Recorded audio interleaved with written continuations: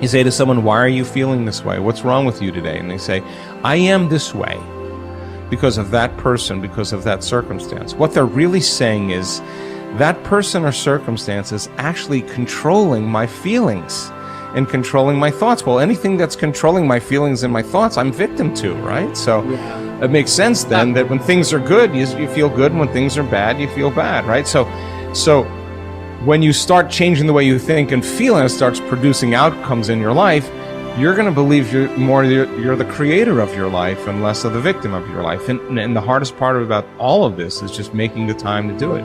If you're not even peaceful, there is nothing in your life that you can do in a worthwhile way. To be peaceful essentially means this, that you're not messing your mind. To be peaceful means that your system is at ease. You know how to conduct your mind, you know how to conduct your emotions, your body and your energies. You are peaceful. If you change the picture in your mind, you change the chemistry, you change the fate. So I'll give an example. If I have a picture of love in my mind, the brain releases complementary chemistry, dopamine, pleasure, oxytocin, bond with your loved one, growth hormone, which does exactly what it says. It enhances your growth, and that's why when people fall in love, the chemistry of the brain going into the blood, the culture medium, enhances vitality. People glow when they fall in love. People are healthy when they fall in love. That's just not an accident, it's the chemistry of your culture medium. But now I say, but wait, what if I have a picture of fear? I go, oh, well, love chemistry doesn't come out when fear is in the picture. The brain releases stress hormones and factors that affect the immune system and growth of the system. And I go, oh my goodness. I say, why is it relevant? Changing my thought changes my chemistry. The chemistry adjusts my biology. So if I can control my thoughts, I can control the chemistry, and therefore I control the biology. So all possibilities already exist. You don't have to create the possibility. In fact, all you have to do is become aware that it exists. The moment you do that, you're changing the thought and you're producing a different frequency. Now, if the person is astute enough to feel the frequency of the thought in the quantum and not wait for the experience to happen, but the thought of abundance would produce the feeling of abundance. Tell guilt, shame, the past, I've changed my mind. I'm not living condemned. Listening to the accusing voices, I'm forgiven, I'm redeemed, restored, my future is bright. Tell lack, struggle, not having enough, I've changed my mind. That is not my destiny, I will lend and not borrow. What I touch will prosper and succeed. Abundance, overflow, increase is coming my way. Train your mind. Train your mind not to focus on the problem and make it bigger, but focus on the solution to solve it. Stay positive, stay focused, and most importantly, stay strong. The way we've been using our thoughts are not necessarily productive. As a matter of fact, sometimes our investments of our thoughts are actually counterproductive because our thoughts create a reality that we then have to overcome. So basically it says that we must start to become aware of our thoughts. And why is this important? Because thoughts represent units of energy. Every time you have a thought, you use energy. Why this becomes relevant is, if I give you a checkbook for your bank account, you don't go down the street and just write checks to people like, oh, hey, you're a nice looking guy, here's $10 for you, and oh, here, little girl, go out and buy yourself a little car, here's $1,000 for you. And you don't give away your money. Why? Because giving away your money is giving away your life. So basically, you become very frugal when you have a checkbook in your hand. Now, what I'm trying to tell you is this. You have an energy budget in your body. The energy is what keeps you alive. When you start using energy and writing checks where you get no return from your energy, then it's exactly the same as writing checks out of your bank checkbook and giving away your cash. So why this becomes important is the biology of belief reveals how our thoughts create our reality.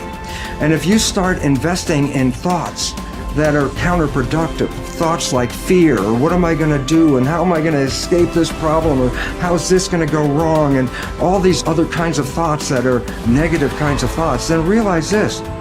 You are actually not just using your energy for having these thoughts, But these thoughts are also what come into your reality. What you focus on with your thoughts, your brain will manifest as reality. James from Harvard said, believe and your belief will create the fact. All things are possible if you believe. Well, you know, I studied for a long time. I started to study this book, Think and Grow Rich. And he talks about belief in here. He says, you're not ready for what you want until you believe you can get it. I found that the only two sources of reference we could go to find out anything about ourselves is science and religion. They all say you've got to believe. So I got figuring out, how do you believe? How do you change a belief? Interesting subject, because I'm going to tell you something. Your results are nothing but the manifestation of your belief system. Well, our belief system, now listen carefully, is based upon our evaluation of something. And frequently when we reevaluate a situation, our belief about that situation will change. Let me repeat that. Our belief system is based upon our evaluation of something. Frequently, if we reevaluate a situation, our belief about it will change. I began reevaluating who I was. I started to study. I never stopped studying. And I found as I reevaluated, I had a much higher opinion of myself. I found out things about me that I would have never believed if you had told me. The power that's locked up within us, the marvelous system we've got. Do you know the blood circulates through your veins every 33 seconds, through hundreds of miles of passageway? Bang, just like that, clears all the food in and all the garbage out. Stop and think of the central nervous system. It's the most complex electrical system in the world. And you've got it. Think of your brain, an electronic switching station like that. You can change the vibration of yourself and everything around you. We have awesome powers, and it's all based on what you believe about you. Nothing is so embarrassing as watching someone do something that you said could not be done. People who embrace possibility thinking are capable of accomplishing tasks that seem impossible because they believe in solutions. When you believe you can do something difficult and you succeed, many doors open for you. Big thinkers are specialists in creating positive, forward-looking, optimistic pictures in their own minds and in the minds of others. If you embrace possibility thinking, your dreams will go from molehill to mountain size, and because you believe in possibilities, you put yourself in position to achieve them. The winners in life think constantly in terms of I can, I will, and I am. Losers, on the other hand, concentrate their waking thoughts on what they should have done or what they don't do. If you believe you can't do something, then it doesn't matter how hard you try, because you've already lost. If you believe you can do something, you have already won much of the battle. The first step in becoming a possibility thinker is to stop yourself from searching for and dwelling on what's wrong with any given situation. Sports psychologist Bob Rotella recounts, I tell people, if you don't want to get into positive thinking, that's okay. Just eliminate all the negative thoughts from your mind. Whatever's left will be fine. If possibility thinking is new to you, you're going to have to give yourself a lot of coaching to eliminate some of the negative self-talk you may hear in your head. When you automatically start listing all the things that can go wrong or all the reasons something can't be done, stop yourself and say, don't go there. Then ask what's right about this. That will help to get you started. And if negativity is a really big problem for you and pessimistic things come out of your mouth before you've even thought them through, you may need to enlist the aid of a friend or family member to alert you every time you utter negative ideas. One of the best ways to cultivate a possibility mindset is to prompt yourself to dream one size bigger than you normally do. Let's face it, most people dream too small. They don't think big enough. Henry Curtis advises, make your plans as fantastic as you like, because 25 years from now they will seem mediocre.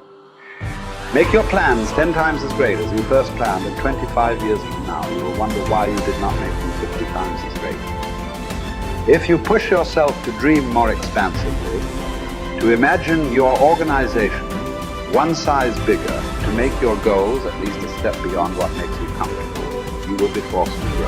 And it will set you up to believe in greater possibilities. Most people want their lives to keep improving, yet they value peace and stability at the same time. People often forget that you can't improve and still stay the same. Growth means change. Change requires challenging the status quo.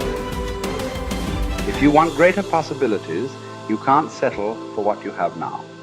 When you become a possibility thinker, you will face many people who will want you to give up your dreams and embrace the status quo. Achievers refuse to accept the status quo.